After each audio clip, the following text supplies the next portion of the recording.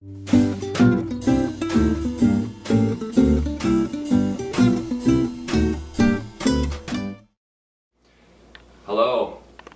welcome to Behind the Womacks Scenes. I'm Tony, and today we're going to go over the Womacks guitar setup.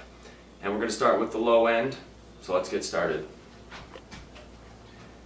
This right here is our Epiphone Jack Cassidy bass. It's a great bass. This is our go-to. This is the only bass we generally use live. It's got a single coil pickup, and as you can see, it is a semi-hollow bass. And it's really the closest electric bass that we found that does anything remotely close to the upright bass. Great bass. We'll probably use that forever. Next in the lineup, we'll go to the acoustic guitar. This is Haley's brand new for her, Bedell acoustic guitar. This is a wonderful guitar, Alaskan Sitka spruce top. It's got ebony fingerboard, rosewood back and sides. This is the guitar we use live. This is the one we all sort of share. Great guitar, and this will be another one in the lineup for a long time.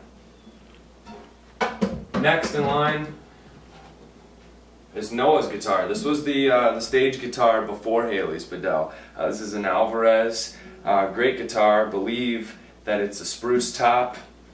We've got the rosewood fretboard. This guitar was used on every one of our recordings. If you hear an acoustic, there's a 99% chance that it's this one right here. She stays home now, nice and safe. Next we have the Flying Fin guitar. This is a special guitar.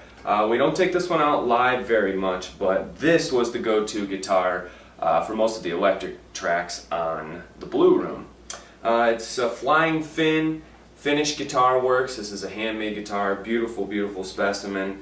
On-off switches for each of the pickups, which is sweet. You can actually turn the guitar off, which is not common. Great guitar. This is from the elusive Uncle Steve, who shall not be named.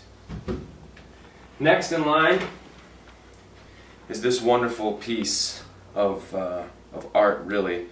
This is a Kopp string instrument, K-O-P-P. This is a 419, which is the area code for us here on Chestnut Street.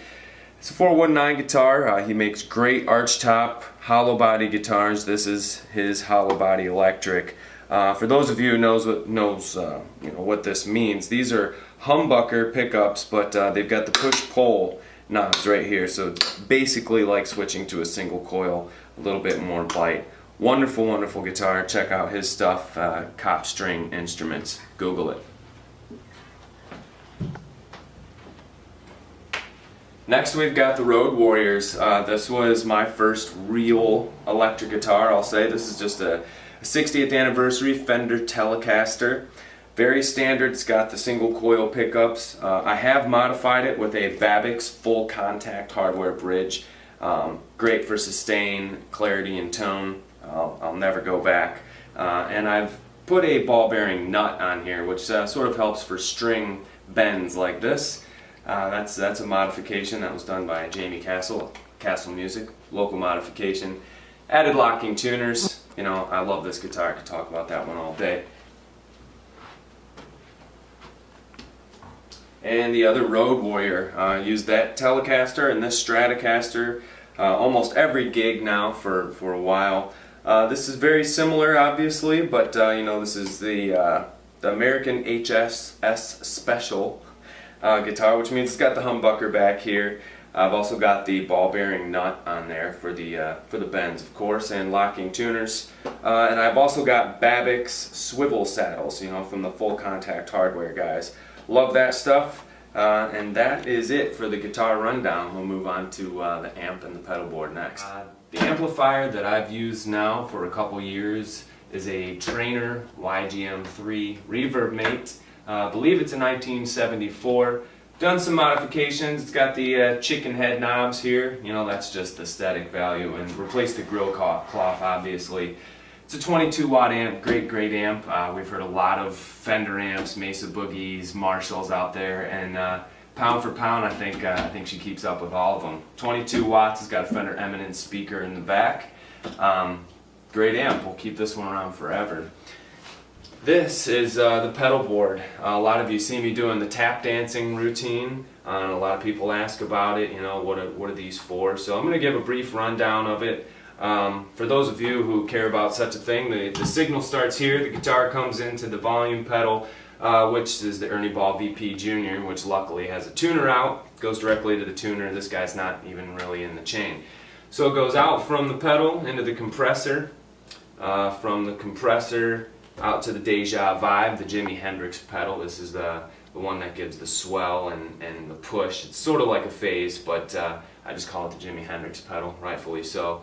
Oh, and you know, reversing one, you know, for those of you who care about this sort of thing, the Ego compressor by Wampler, great compressor pedal, gives you a nice squished fat sound when you need it.